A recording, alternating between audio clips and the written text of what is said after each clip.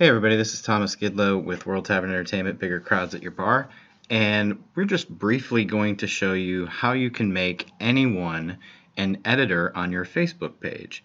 Now before we begin, just a quick tip, it's better to have the person that you're going to make the editor a friend of yours on Facebook. So before you get started, go ahead and make them, go ahead and send them a friend request if you're not a friend with them already.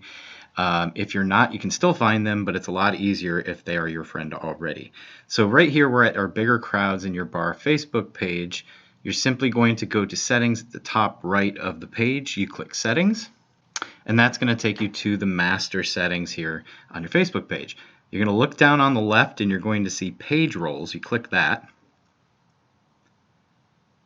and it brings you to the section where you can assign people. Now, all you have to do here is type in someone's name. So let's say I want to add myself as an admin to the Bigger Crowds page. I believe I might already be.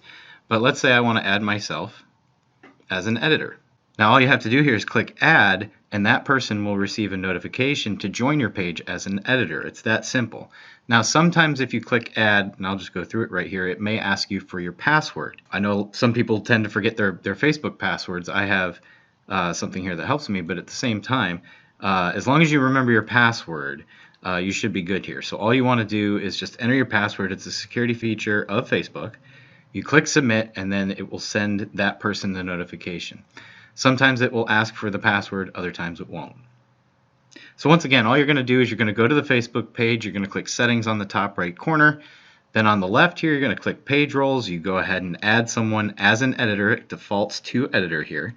You're going to add them as an editor and click add. And then if prompted, you're going to enter your password. The person will then get a notification, and they can simply click that notification to join your page as an editor. Thanks.